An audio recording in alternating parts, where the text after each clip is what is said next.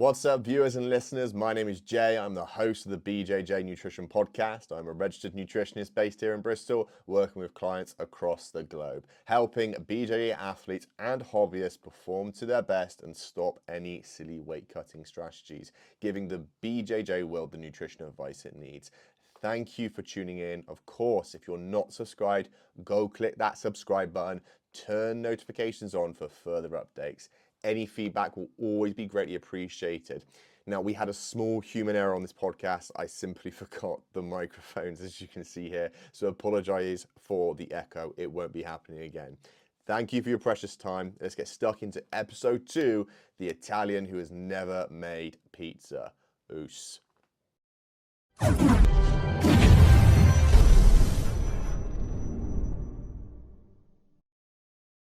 Right, okay, volume seems like it's okay so far. So, guys, obviously, thanks for tuning in. We're on episode 2 of the BJJ Nutrition Podcast. My name's Jay. I'm hosting, obviously, this podcast. We have our guest today, Rubino, who, well, I'll let him introduce, obviously, the whole school and stuff. But, again, we're here to understand, obviously, his experiences and what he's done in terms of competing. So, obviously, some nutrition regarding jiu-jitsu, and obviously anything else that comes out of the woodwork from there. So, Rich, do you want to introduce yourself and sort of your lineage and background here? So I'm Rich Rubino. I'm a black belt under Pedro Bessa. I'm a black belt at 4 years. Been training, I think, about 12 years in total. So I've done all my training, all my belts under Pedro. I started with a little bit of MMA. Really enjoyed the ground element of it. So I wanted to train specifically under a jiu-jitsu school. You know, the belt system and gi they did, obviously it was all no gi, obviously the MMA club. Yep. I wanted to do the gi, the traditional system. I like the hierarchy, I like the belt structure. I looked into who was teaching jiu-jitsu in Bristol at the time. There were 2 schools. There was Pedro and one other. And I looked into I did my due diligence, and Pedro was the most credible source to learn from, for sure. So learn from Pedro, and Pedro's lineage comes from the famous TT Academy, Teles and RR, which is like super famous in jiu-jitsu. They've had a huge influence on modern jiu-jitsu still now. So yeah, that's my brief history of my nice. You said MMA, was it a local club or? It was in the centre of Bristol. There was a gym called Carrefour. Okay, and it was the original Trojan Free Fighters. Was it? I used to train in the studio in Carrefour gym. Okay. So Italo, everyone, like, if you've done MMA or jiu-jitsu in Bristol, you've heard of Italo. You know, he taught the jiu-jitsu there. He's amazing. He's really, really good. It was like jiu-jitsu for MMA. So that's why I left there to go to Pedro. It was nothing to do with Italo. He was really, really cool. Amazing jiu-jitsu. So I was training like weights in that gym, because I lived in town at the time, and I'd like look past and kind of like, you look in, and one day just felt brave, whatever, went in, did the MMA class, and took it from there. So that's how that began. So where did the crossover into gi happen then exactly? So obviously you like the ground stuff, obviously the MMA side of thing. I'm guessing, did they have gi classes at the time? No, I think they went on. I think Italo used to teach in Exeter and a few other schools gi classes. At the time there, they didn't have a gi class, and I wanted to do the gi. Like I said, I like the thought of the hierarchy and working my way up through belts. Okay. And it just wasn't available there at the time. That's interesting. So I went to, I found Pedro. Oh, fair enough. It's interesting to see that within some no-gi only clubs that they now do a belt system, which is interesting in comparison to. Yeah, I'm not sure I feel about no-gi belts. No, not a fan. I don't know. I just don't see that. I get it for like which category you have to enter in a comp. Yep. I get it. I've seen people training no-gi with belts on, which I find like super bizarre. No, Sambo. I feel like you should be able to get the belt personally, and this is just from my experience of jiu-jitsu and how we trained under Pedro. You should be able to train gi and no gi to the same level to get the belts. Mm-hmm. So obviously you can have a preference. You're going to be slightly better at one than the other. Probably most people are, and they're going to slip into I prefer the leg locks or I prefer the whatever. But I feel like, and it's probably an unpopular opinion, it's easier to go from gi to no gi than it is to go from no gi to gi. Yeah, I could probably resonate. I'm probably on a little bit more of a no gi streak myself at the moment. Yeah. And even just this morning I opened that, I'm like, oh god, the old boys bloody grips. There's always different grips, isn't there? And I'm not saying there's not like no gi's incredibly skillful. I'm not like downgrading or poo-pooing no gi at all. I feel like you should be able to do both to get the belts. I don't fully understand the no-gi belt system. But that's because I've not experienced it. Like, I came with traditional pathway through Pedro, we did gi, we did no-gi, we got belts as and when we were ready. So that's just from my experience. Maybe if I'd have gone to a different school, like maybe more modern. I guess it's more of a modern thing, just like the no-gi only or no-gi specific places. It's more of a modern thing. I think no-gi's going through like a popularity boost at the moment because of the no-gi sub-only matches, and there's a lot of flow grappling and stuff like that. Exactly. Gi doesn't seem as popular at the moment, but I think this might be a phase. Yeah, I can understand completely. I think obviously with more eyes on the sport and how ADCC are certainly like leveling up their game in terms of production and stuff like this in comparison to the more traditional ways, you can potentially see why it's more popular. Likewise, let's be real about the investment into buying a gi. Obviously, I know obviously ongoing joke that I've probably got every type of gi going from GB to RGA to Tatami all of a sudden, and it can be quite costly in comparison to buying just a skin tight shirt, do you know what I mean? Yeah. And then, or even t-shirt and shorts type stuff. So to be that involved with it, it's There's clearance item at Tatami, they're very cheap. Excellent quality. Of course, we get the infamous plug in there, which is good. I'm interested to pick a little bit on this little detail with your previous history, and the idea being obviously some of the guys that I've worked with here at the club so far all have a very good level of knowledge. They have a very good sort of standard in terms of their training, in terms of their lifestyle and stuff like that, and obviously it will drip feed down obviously from yourself. Obviously you've done a lot of training in the past, obviously quite a big guy as it is, very muscular guy.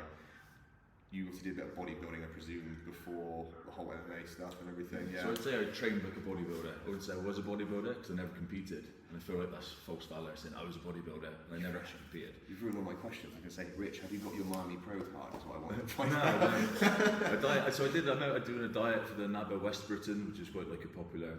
That's still going. Yeah, exactly. It's been popular for years and years and years. I was working 2 jobs at the time, and I didn't do I loved the training, but I didn't take. I wouldn't say I didn't take the nutrition side of it or the diet of it seriously enough. I should have got. When you have to get that dialed in, that lean, I should have got a coach or whatever they called him at the time. Yeah. I should have. Biggest guy in the gym at the time who's competed, type thing. Yeah, there's a few guys in Bristol that were really like hot on the nutrition side of it. Okay. Yeah, there's a few guys. I should have gone to one of them. I was quite young, probably quite arrogant about it. I was like, I've watched Battle for the Olympia. I'll do what Jay Cutler did or whatever. Stupid. So I got maybe like 4 or 6 weeks out, and I was huge. But I was like nowhere. I was probably like, I saw a guy who'd done a lot of shows. A guy called Gary Farr. Yeah, it was Gary Farr. And he was like, mate, you look massive, but you're about 2 weeks behind on your diet. Like, you need to do this, you need to do that. And I was working 2 jobs at the time, and I was like, I just haven't got it in me at the moment to do it. So that's when so from doing that, I tried to do the comp prep. When I decided I'm never going to do a bodybuilding comp, that's when I got to find another hobby. I got to find something else to put my energy into. That's when I went to MMA. But the weight training for bodybuilding, it was good from the discipline element of it. Yeah. Very, very disciplined. And I was disciplined with my diet with regards to trying to bulk and whatever else. But obviously it's incredibly different to what I'm doing with jiu-jitsu. But the bodybuilding, I guess it just gave me the discipline and a certain amount of like strength, which I took into jiu-jitsu, which isn't always necessarily the best starting point. I was going to say, it's quite interesting at the moment, especially with the popularity going through the roof. You get a lot of people come from different sports into jiu-jitsu. You're getting ex-rugby player guys who, for whatever reason, think it's going to be easier on their joints and their limbs and stuff. Crossfitters, bodybuilders, powerlifters, all this type of stuff. And I could vouch for this in the sense of what I've done previously with myself, that it comes to a point within the lifting element of it where I'm fed up with deadlifting now. I've just done too many of these for my time. I just need to go and get myself into something else all of a sudden. Olympic lifting didn't really entertain me, if I'm honest. I'm not interested in snatching something above my head. And then obviously coming into this world, it's like, okay, hold on, this is completely different. And well, I learned very quickly you can't outstrength everyone. It has a benefit to it. You're certainly getting like more athletic people come into, not saying no one in jiu-jitsu is athletic, I don't mean that, but more of that people who've done multiple CrossFit competitions who are really high standard and can keep the pace up type of thing. So it's interesting to see that sort of transition happen now, and more eyes get on the sport by that type of thing. Yeah, it was interesting. The first time I went to Pedro's, I was just over 120 kilos, and I was deadlifting like 300 kilos, whatever, right? That was kind of my weight in the wide. Just the viewers watching, you're what? How much you weigh now?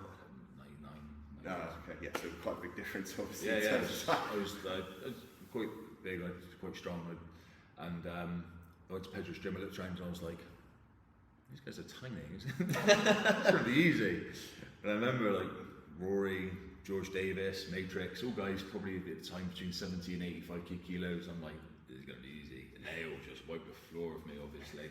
Like, I'd be super strong for like a minute, 96 seconds, exhaust myself, and they'd bang on, triangle, whatever, not in an unkind way. Like, they were all real helpful about it, you know, like, oh, well, you're doing this, you're doing that, like, you know, like we all do to each other, we tap each other and help each other. But it's very humbling. It's like, and I like learned really quickly, being the strongest person or biggest person in the room when you're doing jiu-jitsu is not the be all and end all. That's not gonna help. If anything, be a hindrance. I got a lot of injuries early on. Really? Yeah, I remember like almost being in a completely straight armbar and just bicep curling the guy up. That was Matrix as well. And basically we still laugh at it now when I see him. But no, I couldn't train for like 2 weeks. So I'd like strained every fibre of my bicep curl, a fully grown man who was trying to extend my arm. And so, and because everything's so, like the planes of motion in bodybuilding are so strict, bench pressing is strict, like military pressing is strict, right? Everything's in a straight plane. Yeah. Whereas in jiu-jitsu, nothing's in a straight plane. Everything you're on an angle. So I was constantly hurting my rotator cuffs, my elbows, my biceps, my triceps, everything all the time. So I don't necessarily think I think it hindered me to an extent where I also still wanted to be massive as well. I'm going to get really good at jiu-jitsu and be massive. Yeah. I don't think the two things complement each other that well.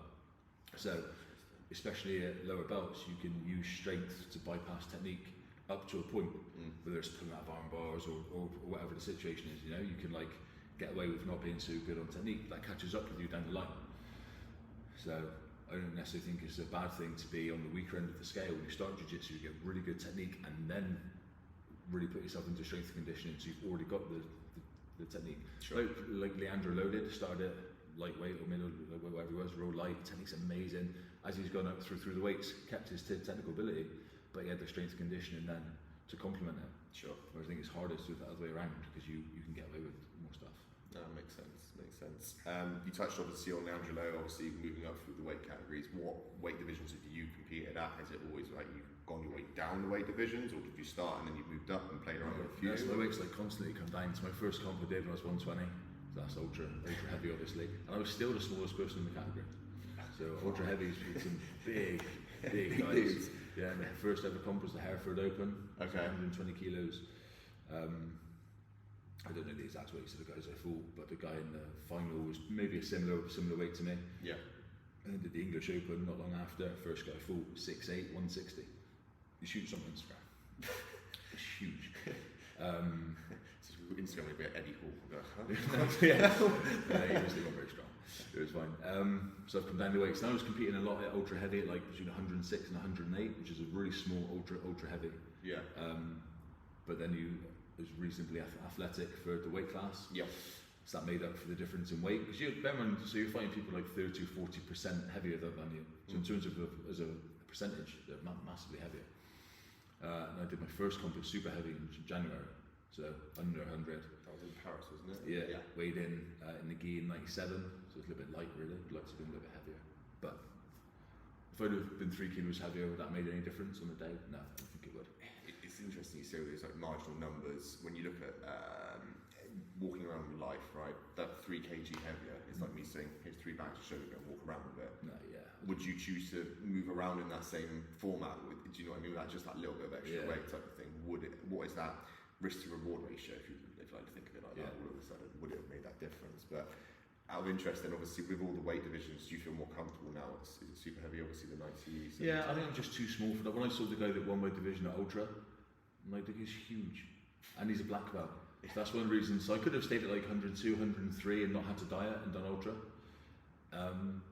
But at black belt, the margin for error is so small. These guys are black belts in it because it's Masters 2. Some of these guys have been black belt for longer than I've been training. This guy's got 4 or 5 stripes on their belt. They've been black belts 12, 16 years or whatever.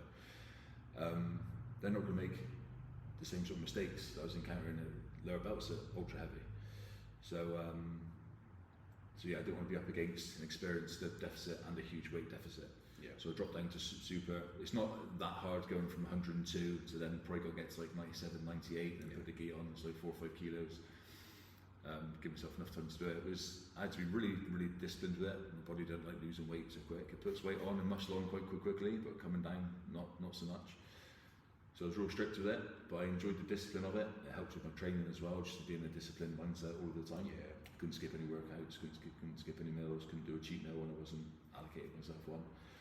So I quite like that element of it, which I didn't have to do at Ultra. Yeah. It just swings around about. It's one less thing to stress about. If I just competed at Ultra and like maybe I bulked up a little bit, go to 105, it'd be one less thing to stress about the weight. But then would I skip workouts because I think I don't need to burn these cooking calories, perhaps I'll skip my cardio today or something. Would I have done that? Maybe, I don't know. But I think I'll always compete at super heavy to feel be very strong for the division. It's interesting you mentioned that. I worked with a client previously who was a female boxer and came to me and said obviously she struggled to make weight all the time, and she made it, but just in horrendous ways. Started working with her, weight was flying off her, really, really simple, really enjoying the process. Came to the fight itself, the boxing match, I think it was in the RAF, if I remember rightly, and she said she felt like she had no gas tank. And she said, oh, it's the nutrition. I said, well, no, these are the numbers you're eating. And I spoke to her trainer afterwards, and she said, yeah, she hasn't been doing as much intense training as what she's done previously. And it was this catch-22 that where we made the nutrition so easy for her. And previously she was going balls to the wall to try and get her weight off just from more intense training, that then she didn't have the gas tank for it, because she just didn't have that balance right all of a sudden. It's like, it's always pros and cons of everything. Like you can keep that deficit going, you can keep obviously doing that, but then does it impact the training in the training room? Do you then get an injury all of a sudden? No, it's a very fine art to do that, interesting enough. I've never felt so injury free on the lead up to the Euros. Yeah. Because I was eating so clean, there was no sugar, no processed food, nothing at all. So I felt like my inflammation was at an all-time low. When I finished the comp and I started to eat what I want, like you know, what I want, then the injuries started coming back and pain started coming back, my elbows and stuff, which like personally I put down to the extra sugar I was eating, the inflammatory response to my body, and then it go into my joints and stuff.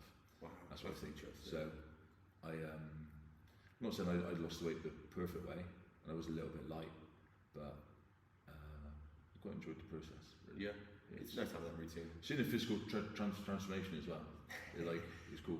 Yeah, never been that lean in my life. Yeah. Awesome. Get you on that stage, yeah.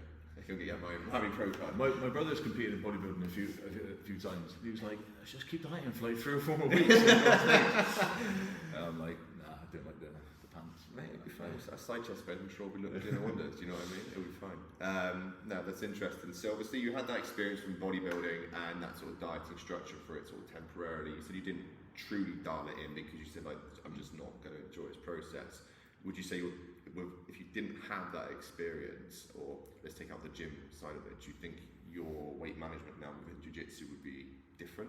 Do you think it would be, would you have got information from elsewhere? So I think we just talked obviously off going live that there is no structure within the jiu-jitsu world to then decide to say, oh, here's a nutrition course for coaches to go and learn type thing, or for professors to go and learn such a thing. What approach do you think you would have ended up going? I guess just the same approach that I had when I started bodybuilding. You just ask the older or bigger guys in the gym, oh, what do you eat, what protein do you take, this, that. And I saw that like in jiu-jitsu when I first started, people would ask more experienced people in the gym. And so people would literally say, oh, this is the diet that I used, and giving it to somebody with no regard for like the difference in weight that they had, or the difference in training they could do, or the job they did, or anything like that. So it was just a bit rudimentary approach to it. Yeah, and that's how we used to do it in the gym back in the day. Oh, how much protein should I eat? Oh, yeah, million grams. Yeah. More protein is just what you need. So I guess you just ask the person who thinks more experienced, and I think a lot of people don't have the confidence to say, I don't know. Like this is what I do, but I don't know if it's the best thing for you. I think people like to give advice that they're perhaps not super qualified to give, because they're more worried about saying I don't know, rather than Yeah, obviously they had that element of pressure straight onto them by having someone come to them and feel a bit special. Yeah. I'm sure you probably get the exact same thing when it comes to teaching technique, where people then will start like teaching technique, and I'm sure you've probably seen it on the mat at some point where you're going, that's not right, like you don't need to be going to this angle, grabbing that lapel in that sort of way type of thing. And it will then be a detriment to them in the future in their long-term game. Yeah, it walks us down a little bit, like the technique. Oh, I learned this, and because I try and teach like 90% of what I teach is what I do inspiring repeatedly.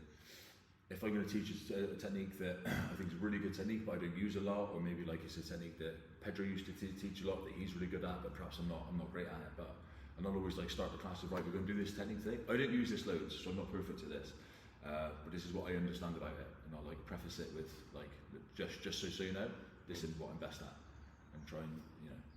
Yeah, that's interesting. You'd think more people would try and say that with the nutrition element of it. Yeah, if someone asked me about how do I do my diet, I'm like, well, this is what I did, this is what I felt worked for me, like, but that might not work for you. Like, everyone's different. I think it's important to not try and impose your will onto it. opinion or like whatever, and like just don't present something like it's a fact if it's not. Yeah. Like, this is what worked for me, you know. If it works for you or not, I don't know. It's easily done on social media. People go to the top end of the scale and go, what did they do? I think I'm going to get exactly the same result. And I said, I did a nutrition seminar yesterday with a load of CrossFit people, and I said, nutrition at some point is like dating, right? Just because you've got one chart line which you think is going to work all of a sudden, it's worked for you in the past, doesn't mean it's going to work for your mate all of a sudden. You do exactly the same line. Yeah. And does that mean that line never works? No, it could work, right? And it's then you've got to be agile, you've got to be adjustable, you've got to try and understand the whole dating dynamic in that sense. And the same thing with nutrition, is trying to find something which is more feasible and more adaptable for the individual. I know from my personal experience that the clients we work with, that there's some clients who do not like having the free reign of going, right, I'm just going to fit in my calories and macros to a certain level. I need a plan.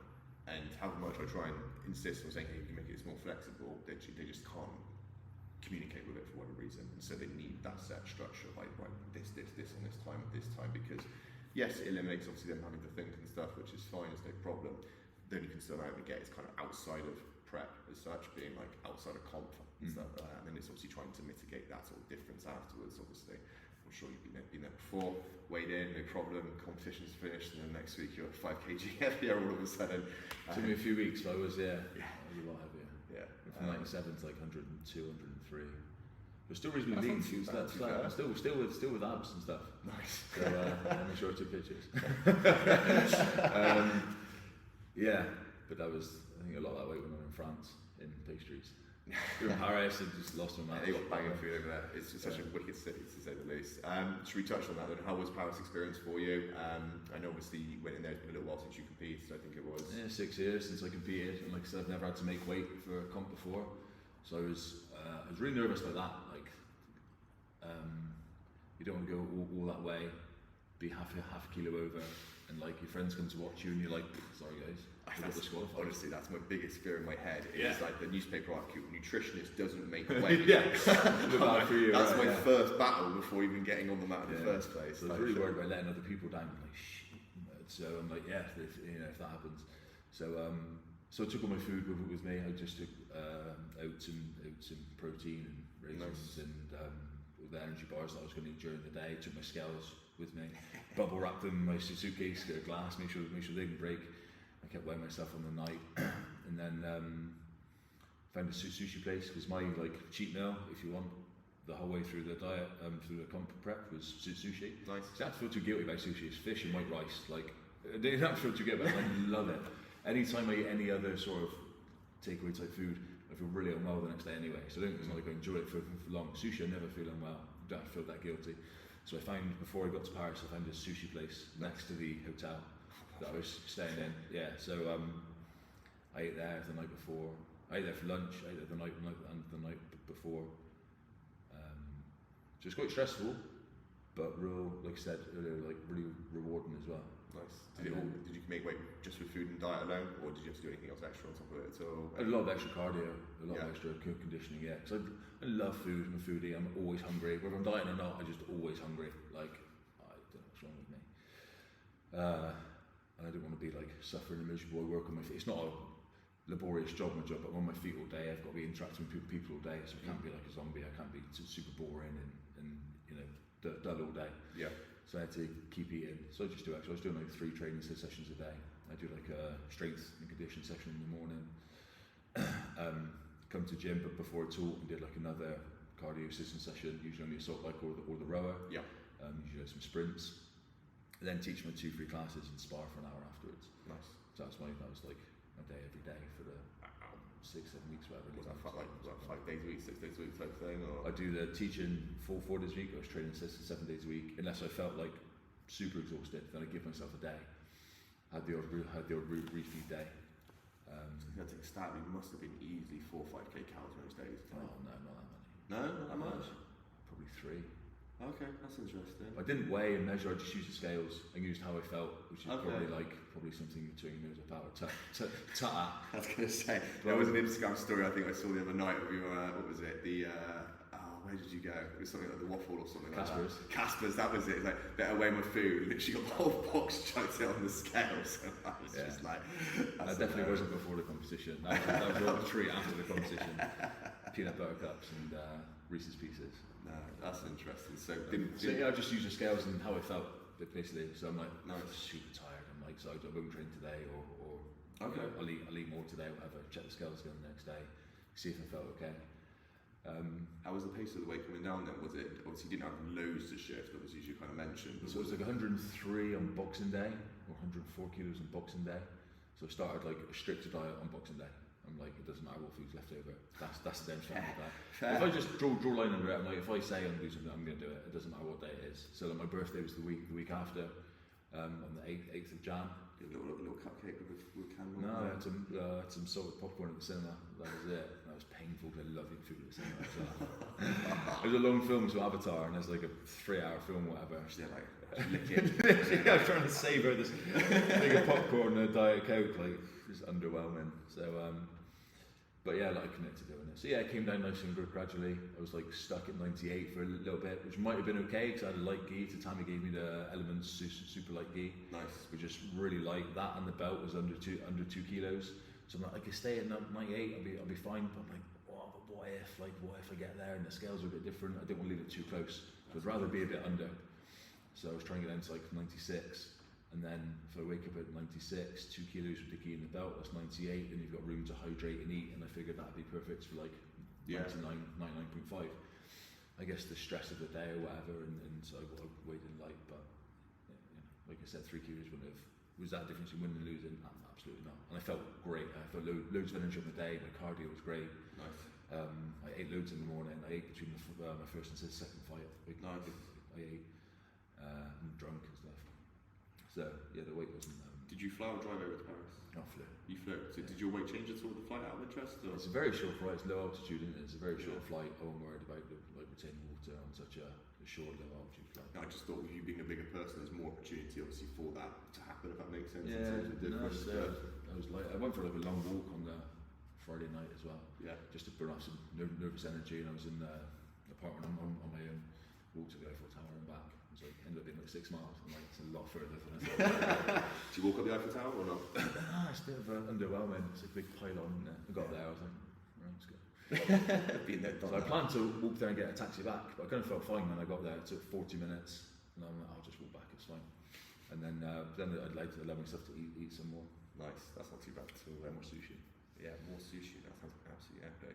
Luckily, obviously, it's nice to hear there was no more extreme methods, which I'm honest, like saunas, baths, sweating obviously on the day. I think that works for jiu-jitsu. You don't have the time to rehydrate, you weigh and then you fight like 10-20 minutes later. I don't think that's a good strategy for a 20-minute weigh-in. No, definitely not, but it definitely seems to be more transparent. Like again, I was at Grapple Industries last weekend, and someone obviously was in my division, first time competing, and was like, oh, you have to sweat out a little bit this morning. And I'm like, this is your first competition and you're going into a sauna just to lose a little bit of weight, right? It's not as if this with all the competitions, especially on Smooth Comp and other things outside of it, you've got, I think, up until the Wednesday, if you're competing on the Sunday, to change your category. Right, yeah. And I'm like, just go up. Yeah. Right? I appreciate there's no one in there, but even then they'll just refund you or do something else. Yeah. But it's just, there seems to be more people doing these things, and again, I'm sure you've been there at competitions before when you've been cornering. Yeah, people doing sprints up and down the jiu-jitsu. If you're at the bottom end of a weight division, again, like I don't think, well, I used to compete in ultra heavy, like I said, and I'd be at like a 30-40 kilo weight deficit, right? If you're at the bottom of a 7 kilo division, the person's only going to be 7 kilos heavier than you. In jiu-jitsu, not that much. That's why they have absolute divisions, because it's not unsafe to spar, to fight people. Massive differences. Yeah. I'd like, again, you know more about this, but to dehydrate yourself before doing a jiu-jitsu comp, to me, just seems like madness. Like, I don't. it's got to be detrimental to, well no it is detrimental to your performance for 100%. sure. And this is the thing, like even though it's not as contact, well it is contact sport, but let's say more head contact sport, such as like MMA or boxing, where obviously we've got the fluid around the brain obviously to keep it nice and steady type of thing. But you then start looking at joints, you then start looking at obviously muscle tears and all this type of stuff, and it's not as if, I think as jiu-jitsu athletes we forget sometimes that this is not a complete street fight, but a physical fight every day, and you get these moments where you're sat there on a Sunday afternoon going, I'm absolutely battered right now, and you're like, well yeah, I've had like 10 fights every day for the last 5 I'm pretty sure days. if you stop the match because of cramp in jiu-jitsu, you get disqualified. Really? I'm pretty sure. That's so this story once, there's a lady, she's over in Hamburg, she's a Spanish lady, she's over in Hamburg, she's got a school, Nexus. Yeah. Right, Anna Yeages, I did a seminar with her in the UK, she's amazing. And she's a ref, she refs everything, she does all different rule sets. So she knows the rule sets for everything, she's really good. And she told this story on her Instagram one time, about like this guy's in a comp and he's got the guy's back, whatever it was, and the guy gets cramp and stops the match, and the ref DQs the guy, because he's cramp. He starts his next match, and the same thing happens. The guy gets cramp, and he's I have cramp, and he gets DQ'd because the guy gets through to the fourth and final, whatever. The next guy, and he whispers, if it's cramp, don't tell the ref it's cramp because you get disqualified. Tell him something else. Because he hadn't had a full fight yet, because the other guy, 2 guys had been disqualified because they got cramp. So if that happens, and like I said, you go all the way somewhere, you get cramp and you lose.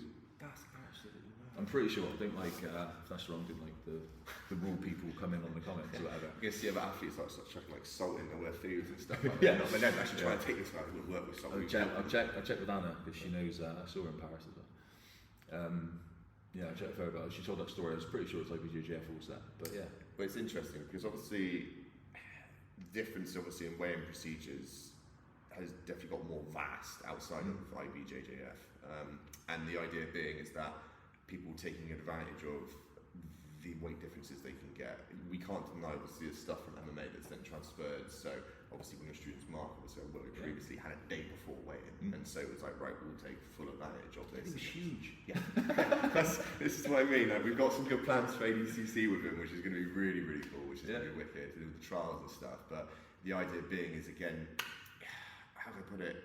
There's only so much you're going to gain from that environment. And I don't know, is it fair that some of these other federations, these groups, competitions that come up are giving this option for day before weigh-in, or do you think they should be in unison with IBJJF rules where it's like you weigh in, you get on the mat straight away? No, I think it's I don't know. I think you sign up to the rules, knowing what they are. Like you know the rules before you agree to do them. If you don't agree with 24-hour weigh-ins, don't sign up to it, don't do it. If you do, then do. I think it's nice people have a choice. Yeah. No one's being forced to do a certain type of thing. If you don't like 24-hour weigh-ins, then don't do it. Okay. But I think every organisation has their own set of rules. I think it's a good idea. Yeah. That's fair enough. Like I said, it's interesting. Like, the only concern that I personally have is going to be the case of this transparency, if that makes sense, where you're going to get some more novice people, maybe some kids, some stuff like this, going to see like, oh yeah, you weighed in 10 kg lighter, and miss that very crucial point that you had the time obviously to rehydrate afterwards and eat food and stuff like this. Obviously it's easy to put stuff on social media saying, hey look, I'm 88 kilograms all of a sudden, and then all of a sudden I've refueled back up to 99, and there's not that message after 99 like, he looks a lot bigger. Like, what's interesting with ADCC is you've got to weigh in both days, haven't you? Yes. That must be tough. Wow, that must be so tough. It's the dramas that are coming out where people are getting IVs and stuff, and I'm like, hold on, this is like way extreme. And then obviously, well, this is the topic that we're going to talk about in a second, obviously with USADA and stuff like that, but then IV obviously then clears out the majority of that out of your system as well. And so for the funding that they have, because we mentioned this briefly in the last podcast, it's not as if ADCC are short of a few pennies, especially with the backing that they've got. Yeah. They could easily put things like hydration tests in there to try and keep the level of the safety of the athletes, and then potentially less encouragement, as I kind of mentioned with your school here. Obviously, it drip feeds down in the sense of like, okay, this is the standard that we hold here. Yes, we have other rule sets which allow obviously for performance-enhancing drug use, so that's absolutely fine. But we're actually then obviously considering we're not changing the numbers on the scales too much for someone to have to use an IV to get rehydrated. But some of the stories that come out of it, having to go and fight obviously 2-3 matches in a day, then having to rehydrate a little bit, and then having to do a panic weight cut again for another 24 hours after just having 3 or 4 matches, and it's just, where do you draw the line? That's crazy. Like, yeah, that's crazy. Yeah, yes, they do it a lot in America, the wrestling high school kids and stuff. They're used to doing it. Like, I'm pretty sure I saw something the other day about another jiu-jitsu guy. Was it Crocker who shared it? I think someone shared it, and it was about kids and their parents making them do saunas and stuff like this to get them to make weight. Yeah. And again, bad parents. It's another debate for another day, but it's the same thing of that we live in a nation where most parents don't know how to control their own weight, and then all of a sudden they've got this pressure that it's their responsibility for their child to be in that bracket and then have to make weight for it. And again, quick Google, how can I make weight fast? So with the kids here, I said to a few of the parents, I'm not going to be the person to tell your kid they need to lose weight to make a category. I think with like awkward situations, exactly, with like social media and eating disorders and all those other things and body dysmorphia, things that everyone can potentially go through. I think especially teenagers are more vulnerable to it. Yeah. I'm not going to be the person to be like, no, you need to make 65 kilo or whatever the weight is, and like, now your teenage daughter's got to lose 2 kilos. Like, I don't want to be that person. Like, just find the weight class up. Let's not give them body issues and insecurities when they're 14 and they're trying to enjoy a sport. Remember, like, all this is amateur, pretty much. Like, was it like 9%? 99% of jiu-jitsu is amateur. It's got to be enjoyable. If you're taking the enjoyment out of it for a teenager because you're telling them sauna and make weight and diet and blah, blah, blah, blah. I think it's important they understand diet and health and nutrition. Yep. But from a healthy perspective, they don't see diet as a way to lose weight. They see diet as just what they consume. Yeah. Like either linked to performance or just what, like, my diet is what I consume in a day. If I'm doing a diet, doesn't mean I'm trying to lose weight and change the semantics or change the connotations of what the word diet means to them. But like you said, the parents don't have that knowledge. I just hope a lot of parents don't have that knowledge. We learn from other sports, because you talk about things like gymnastics, for example, and as you mentioned, wrestling. It's notoriously known for gymnastic coaches to be like, or swimming coaches to go, your daughter needs to lose weight. They're not going to be quick enough. They want to go to this level type thing. And I know. I think if you want to be an Olympian, like I said, you don't have option in jiu-jitsu. Nah. If you want to be in the Great Britain team and be an Olympian and be paid for it and go to the Olympics, I think that might be like an uncomfortable truth. Perhaps you do have to be a certain weight. Perhaps you do have to go on a certain diet. It's because of that level. Jiu-jitsu is not the same level as gymnastics or whatever these Olympic sports. So like jiu-jitsu for like 99.9% of people that do it will always be a hobby that costs them money, that doesn't give them any money back for most people, even with the emergence of these new professional events. Gymnastics and boxing and anything that's Olympic sport isn't like that. So if you've got that stuff. Yeah, but it's pretty good. But then some of the, like, to go to the Olympics is a massive thing. Yeah. And like, if you want to get to that level, and I think it's not necessarily a bad thing to be told you need to look a certain way or you need to be a certain way, and all these, in trouble.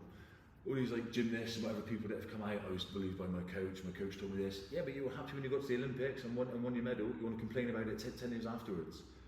Like, I don't know, I just think to be like the elite of the elite, you've got to go through uncomfortable stuff. Yeah. Yeah. It's a hard balance. Nothing that unethical or illegal, and there's stuff that's happened in gymnastics which is horrific, which is obviously completely different, 100% a different conversation. Yeah. But to be told you need to look a certain way, be a certain weight, I think it's just an uncomfortable truth if you want to be the elite of the elite. No, that's an interesting point. It's like to find balance, as you mentioned, from like hobbyist to professional. Yeah, and jiu-jitsu is a hobby. Yeah. Most people, me, I'm a, say, black belt, compete wherever. I could get paid obviously to teach, have an academy, but for the most part, it's a hobby, and it will be for most people. Yeah, it's interesting.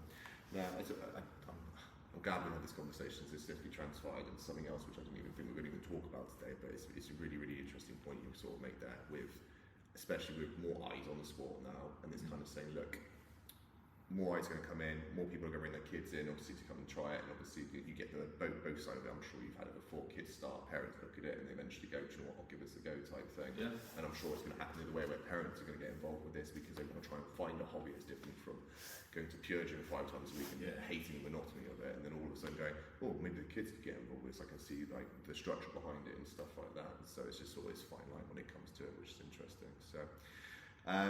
Okay, cool. We will go on to USADA. Let's talk about it then. Lots of drama around, obviously, performance-enhancing drugs use and it being the case of athletes then being banned. I thought it was very interesting. A few of these athletes made publications prior to the statement from USADA saying they're going to be banned, saying, yeah, I want TRT. Yeah. And it's like, that's a very easy statement to suddenly make all of a sudden. Just like get ahead of it. Get ahead of it, and it seems like it's all publicly timed at the right time, and it seems to be managed well type of stuff. Seems to be very much a big split as to, okay, fine, you should obviously, if it's tested in the environment, you should just be tested through and through for all athletes. Obviously they're only testing obviously a certain group of people, and obviously some of the things that these guys are taking is just absolutely insane in terms of, again, wouldn't see any benefit from a performance benefit from it other than potentially more muscle mass, but kindly, as you kind of mentioned earlier, does it mean that you're going to be heavier and more muscle means you're going to be more superior? But yeah, what's your sort of thoughts on it? I don't know. I think you can't just test the winners, or you can't just test the podium people. I think if you're going to test, you have to test everyone. But I think there's not enough money in it to do it. And like just referring to, jiu-jitsu is a hobby. People pay to do the IBJJF comps. There's no prize. Obviously in the GP, there's prize money and things like that, which is awesome now. But I don't really know where I stand on it. I like what Cyborg came out and said. He's like, I'm 42 years old, I'm this many times world champion, I'm competing against 20-year-olds that are doing the same thing. Like, at least he owned it, he was honest and came out and was like, yeah, I'm TRT, I'm 43, of course I'm on TRT. Like, I'm stupid. I think if you test one person, you've got to test everyone. I think it just has to be consistent. It's interesting. I wonder where the responsibility would lie if they did go down that route. So I know obviously, I mentioned this again obviously on the previous podcast, is that this similar situation occurred when Reebok and the UFC were trying to make a deal with each other back in the day, and their biggest statement was that we're not going to be associated with you unless you get this level of testing to USADA level, because we don't want to be associated with the sport. That then obviously transpired and did happen, and then all the athletes got into extensive testing pools all of a sudden. But from what I understand is that the UFC obviously funded that for them. They didn't have to pay for it individually out of their their own pockets. So to be honest, did IBJJF obviously of that standard with that money? It's got to go and test all the athletes that go. I don't think there's the money in it. Like I pay my membership every year. I pay £125, whatever it is, to enter a comp. Their business, they've got to make money as well. But I think you test one person, you've got to test everyone. So if they put the cost of the test, for example, so let's say 150, for example, would you, and that then included you to be then drug tested? How would you feel about that? It wouldn't deter me. It wouldn't deter me as long as I knew that everyone's going to be under the same rules. That's all. Because there's been instances in the past where different teams have then won world championships because post-competition someone tested positive, so they gave the silver medalist gold and he was never tested. And then the whole team then that won the world championships changed. Wow. Yeah, I can't remember what year it was, but then, so that's like a massive implication. Was it fair that that person that came second didn't test, and the person that got bronze then got silver, so his team got more points and his value's gone up, but he was never tested either. That's interesting. And I think that there's, I don't want to name any names, but a lot of, like, what do you do with the guys coming up now? Are they ever going to be able to achieve the same as the guys from the past that weren't tested? Because I'm sure we can all do the iPad test and look at, okay, this person was probably taking it when he won his however many world championships or whatever. How's that going to affect the generation coming up? Different, I don't know how I feel about it, because like I said, you're paying to enter these comps. Yeah. It is a hobby. I don't know. It's a tricky situation. There's no right or wrong answer type of thing. Yeah, there's no perfect. And I think if someone says, no, I don't agree with testing, everyone's going to be like, oh, well, obviously you're taking stuff then. Yeah. That's not necessarily the case. I just think it needs to be. And then then do you not test the brown belts? Do you test the brown belts or not? At what stage do you start or stop testing? Do you test masters? Do you test whichever, like when do you start and stop? Is it just adult black belts or whatever? But then everyone's going to turn 30, go into masters, and then you start seeing these enormous masters compares. And then as you kind of mentioned, is it going to be the case of, if you're a masters 3, we'll allow for TRT all of a sudden? Yeah, it's a very, I don't think it's black and white. I think it's grey all over. It's a really tricky one, like I said. And the other issue you've got is you've got obviously these other opportunities to go and compete on different, let's just call them federations rather than competitions, just easier, who don't care about testing in the slightest bit. And so, again, not to be on the same drum here, I just feel like there's going to be a big shift in people where they're going to go all of a sudden. Yeah. And it's not because, again, as you mentioned, they're on things, it could be absolutely natural, absolutely fine, but you definitely get more marketing and more exposure to going to a different federation all of a sudden, than paying your £125 just to be simply on a leaderboard somewhere. Yeah. Which, again, to be honest, even trying to find yourself on flow at the time, obviously when you're competing, I was like, the fuck's going through this happy? I could struggle to find the right mat and this type of stuff. Yeah. And it's just like there's just no benefit from going the right route.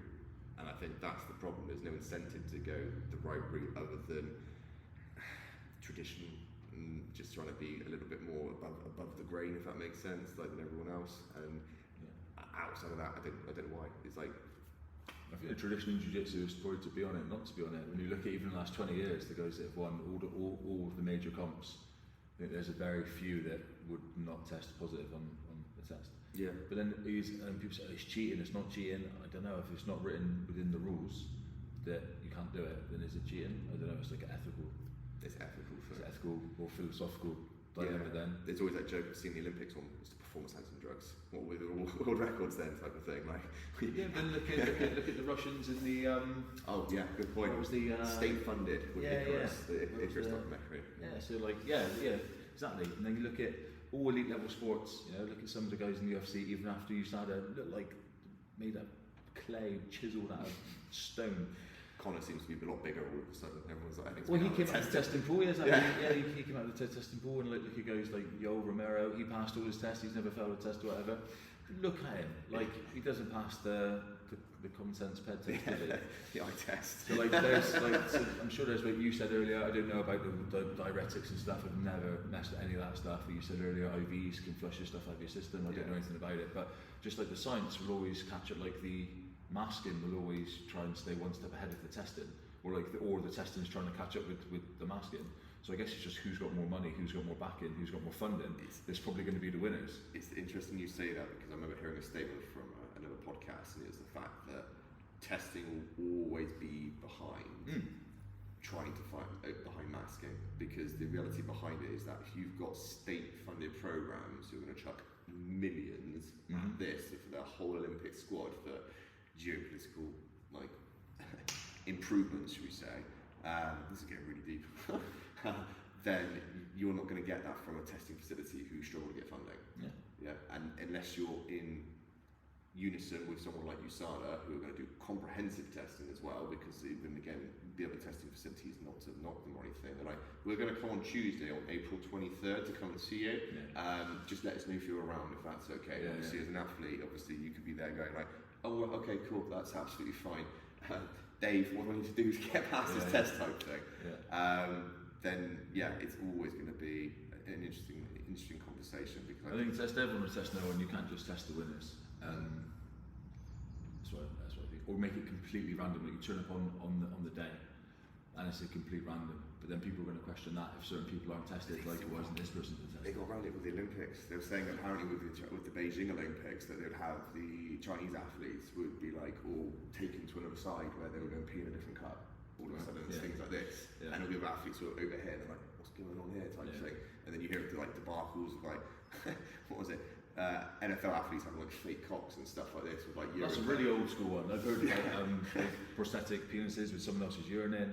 I heard about a really extreme scenario. I learned this about in like A-level P in school years ago. People having their bladder injected with somebody else's urine.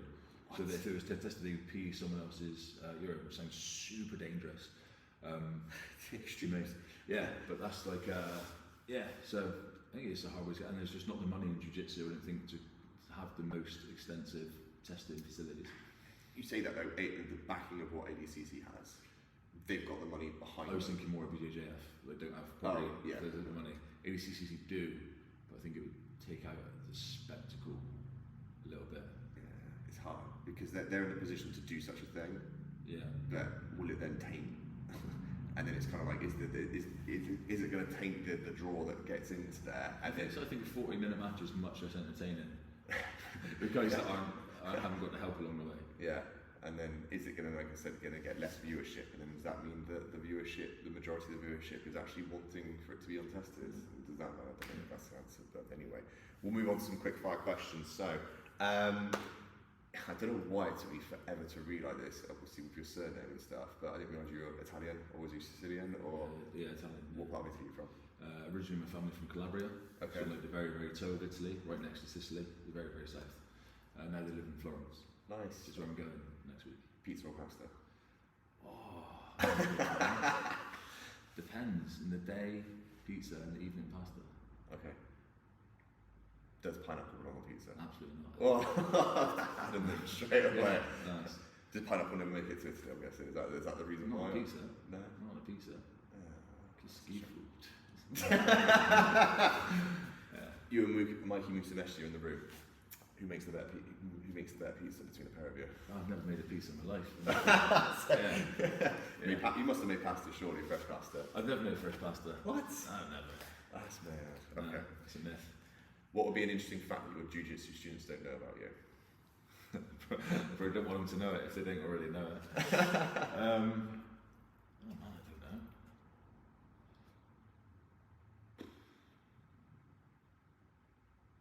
It's not quick fire anymore, is it? Nah, that's right. Take time to think about it. We can move on to something else if you want, which is no problem. What would be a unpopular jiu-jitsu opinion? You mentioned one earlier. Have you got any other ones to add to that one? Yeah, maybe with my arm. Yeah, go on. Unpopular jiu-jitsu opinion. You need to do gi to get better at no gi. You need to do gi to get better in yoga. Unpopular. We'll see how the comments go with that one. We're going to get all of them firing off on this. Yeah, people kick right off at that. I can already think of one club down south who just do no gi only. It was going to be interesting. It happens. Who's the professor? Who's the instructor? Oh, you've mentioned him already. Who's that? Matrix. Lee.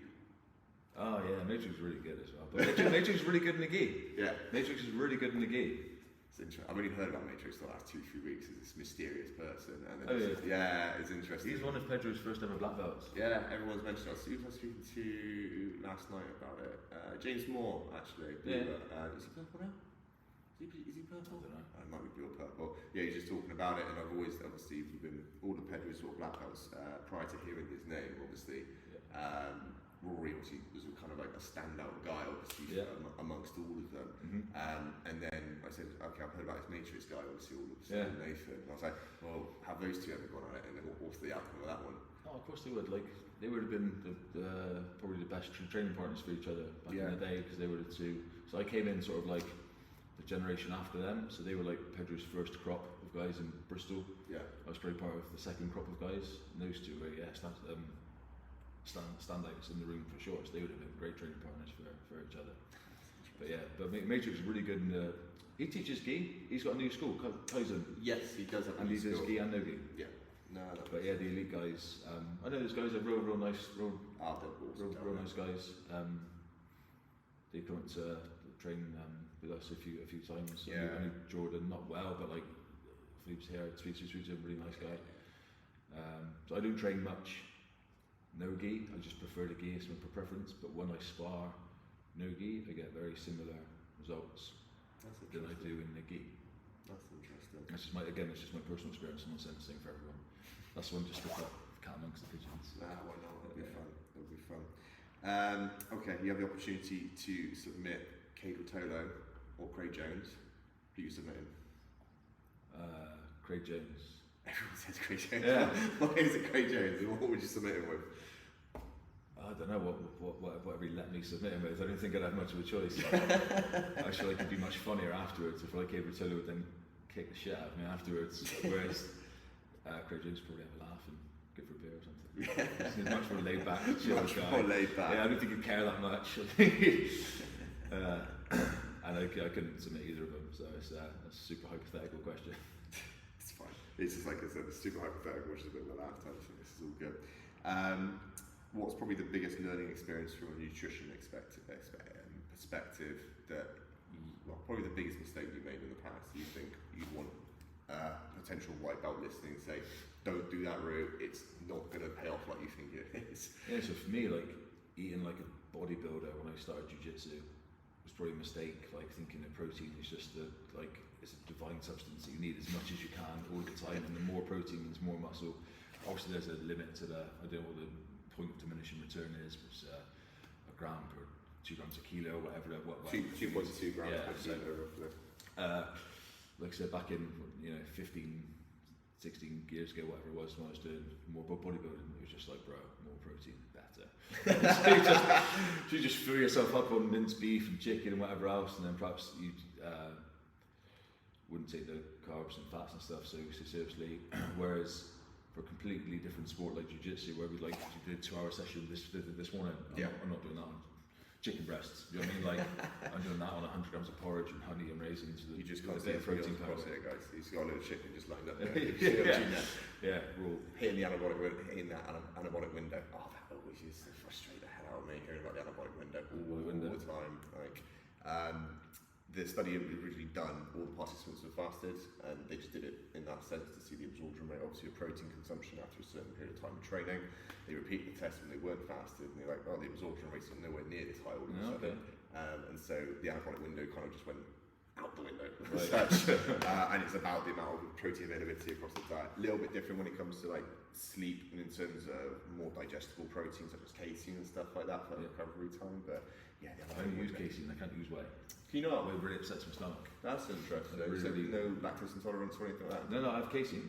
Oh, sorry, Yeah, but whey really upsets my stomach. That's interesting. Like after a day, if I have like a shake after a train or whatever, then the next day I have a shake after a train. Bad tum-tum. Wow. Yeah, but casein fine. Just like I said, slower digesting. That's interesting. My stomach's quite happy with that. That's interesting. Probably another question I probably had for you was putting on weight. Obviously, a lot of talks obviously within jiu-jitsu about making weight, getting down to it. When you went to put on weight, is there anything you did in particular? I know you said it wasn't as super beneficial for you, obviously, with that and previously from bodybuilding. With regards to bodybuilding, or well, a bit of both maybe. Obviously, did you ever struggle to put on weight? No, like putting on weight and muscle, not so hard for me. Like I said, like coming down, it's harder. I've never, like I said, never been so lean as I was doing the Euros, and it was like everyday discipline, like stupid. And if I had like a cheat whatever, like I see the scale move like the next day, and I run the same time of day every day, the same process every morning. My weight will go up real quick. So putting on muscle and weight and lifting heavy weights is the easier part for me. It's the diet. It's the cutting weight. I hate saying cutting weight. Cutting weight to me is losing water. Losing weight for me is harder.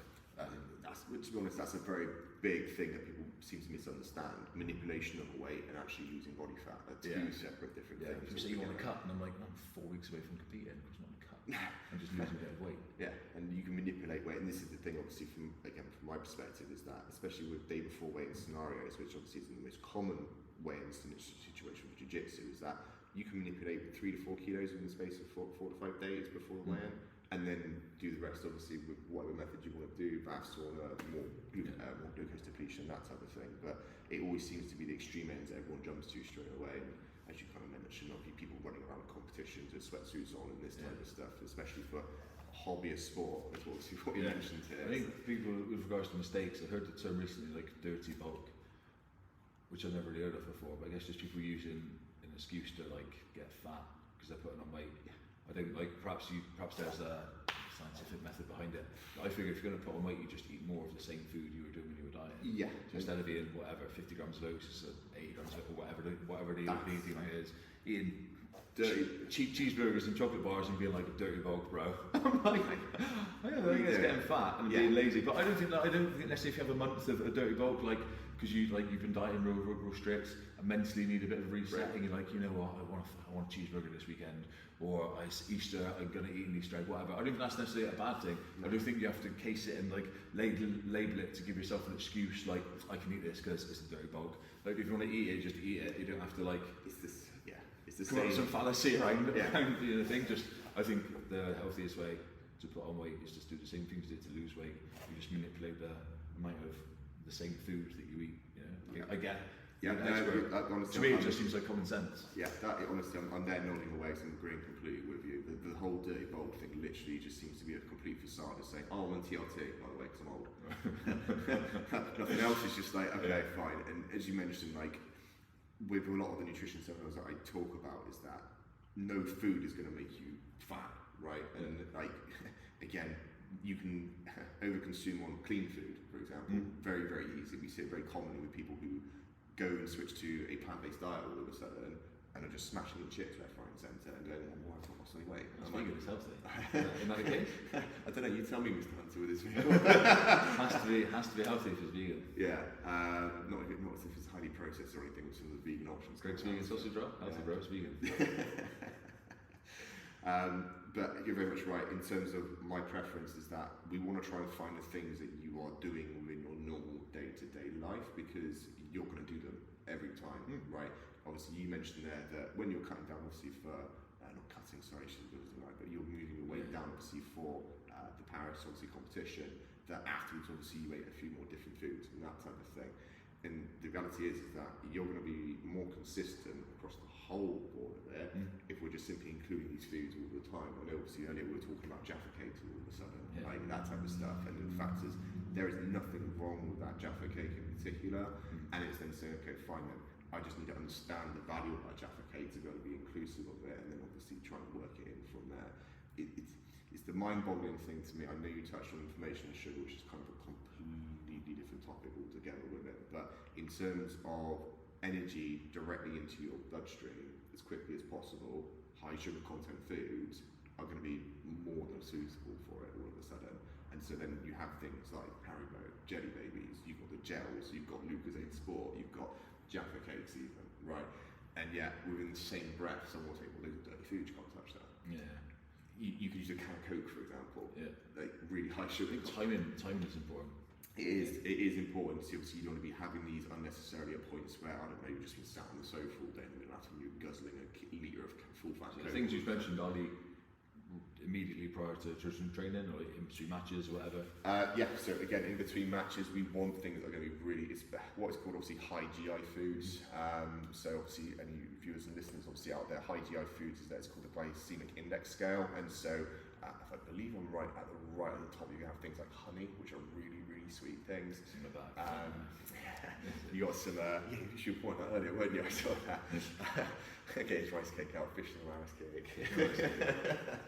And then you can, you can work through the list of lots of different things. Now, the other great thing in the position that you're in, as you mentioned, between matches, is that oddly enough, the stigma that a full fat can of Coke has around it, you could get really high GI sugars straight into your bloodstream again to refuel yourself, and also have something that's going to be hydrating you at the same time.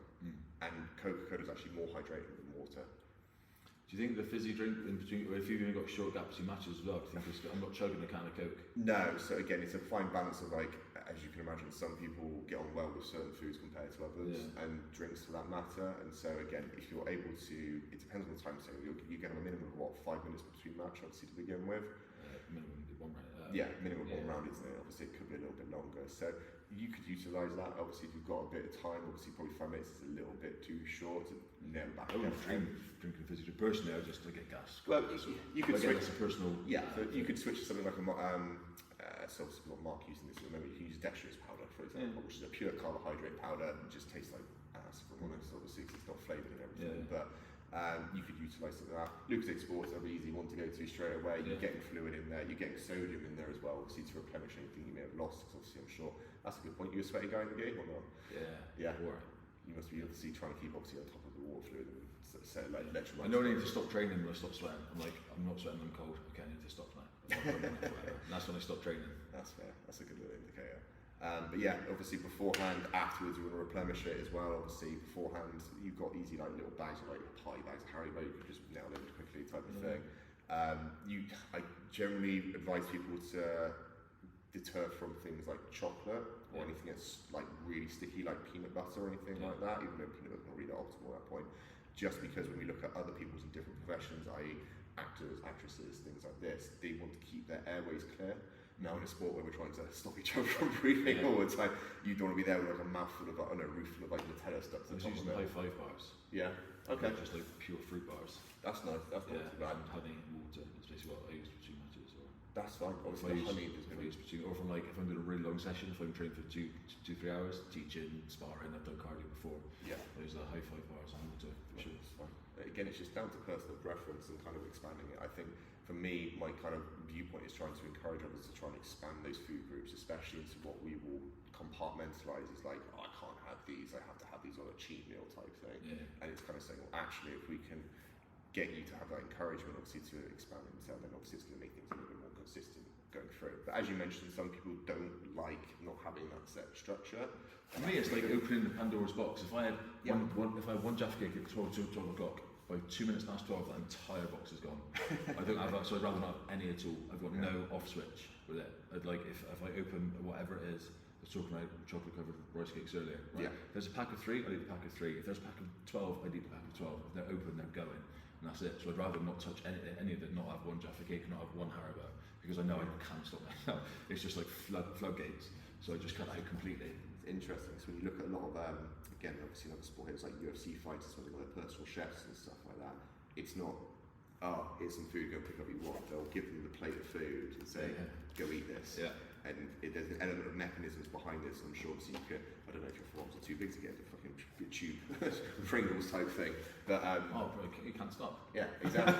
And it's this mechanism of like completion, right? Of then going, okay, slowing the process down, getting to the end of it, and then going, am I full right now? Like, oh, do I need any more of this? Am I still hungry? It's the idea of, again, it's like very common with males, is that I'm just gonna keep on going until I hit the end and then stop. I don't know, Mark, I was talking earlier about Mark. Mark can eat like a 2-finger Kit Kat. Mark can eat 1 finger and put the other finger back in the cupboard. I'm like, psychopath, what's wrong with you? I don't know, I don't know how he can do it. Is this before he's spitting out, he actually eats it like the wrong way as well, like puts it. But, yeah, some people have got like, I don't know if it's a physiological or psychological reaction to it, I don't know. But so I'd rather, just for me, it's better just to cut it out completely. Or if I'm going to do something that I'll eat before bed, so then I go sleep, then I can't eat anymore. Then I'm asleep. Yeah. So I can't, and then the next morning I'm like, okay, fresh, clean slate. That's interesting. It's interesting. Again, I hope obviously you took a little bit away from the conversation today, mate. Obviously, it's been great speaking to you and stuff. Any sort of shout outs to the sponsors? Obviously, you guys got any promotions here for the gym? Anything going on recently at all? So yeah, all the RR training goes on. I teach all the gi. Mark Hibbard teaches the no gi. We've got classes every day, apart from Saturday. It's down at the Pit Gym in Bristol. Everyone's welcome to come from other academies, from wherever, come try us out. And thanks to Tatami. Tatami sponsored me, started to sponsor me just before the Euros. I'm super grateful to be associated with like such a big brand like Tatami. Really grateful to those guys. And that's it. If you're ever in the area, please come down. You're welcome to join us. Just a bunch of guys that love jiu-jitsu, love passing on the knowledge. And yeah, happy to keep the gym growing. Nah, it's definitely coming on leaps and bounds. You guys have got a very good reputation for yourself. The amount of people you've got coming through, everyone's coming through the ranks at a very high caliber, which is really good to see. And all have a very good level of discipline, to the point of like, I think one of your members I've been working with, Toby, I chucked him a workout which I saw the other day, and I was like, let's see if I can just stir the pot a little bit in the group. Like, did you send it in the acid bath workout at all? No. I'll send it to you later. Like, Toby looks like a fighter now, doesn't he? Yeah, Toby. That was always his dream, to look like a fighter. He's had a good turnaround from curling in the dumbbell, the squat mat and in the squat rack and doing curls all the time type of thing. Good job to see him doing that. Again, he's changed his life around quite a lot. He's very disciplined. He comes to every class. Yeah. He's doing really well. And that's what I mean by the feedback of like just working with the individuals, obviously within the club. It all seems to obviously trickle down. And obviously speaking to yourself today, I can clearly see why. It's that element of saying, right. I think all the guys here that have worked with you have all done really well. Like in terms of physical transformations, they've all done really well. So that's a good testament to you and your. Just want to do a good job. I'm sure you obviously get this. Obviously, in terms of teaching, is if you teach a good job, people will hear about it and they'll just turn up, and that's the principle behind it, type of thing. Oh, we did have one final question from Instagram. Very, very serious, and this is a really, really interesting question. You're a big guy, right? Lots of muscles on you. Yeah. How far can you throw Hezbollah? Oh, back to Russia. Back to Russia. Back to Russia. Is that including his Dagestani hat or not? Or that'll come off midway. So maybe Ukraine that falls off. That's so fun. That's hilarious, mate. Well, look, thanks very much, obviously, for being on it today, mate. Really appreciate it. And obviously, thanks for your time and everything. And I'm sure, obviously, we'll be back down here to interview a few more different people. Maybe get you back on again. All right. Welcome, man. Appreciate it. Cheers, Joe. Thank you. Man. Cool.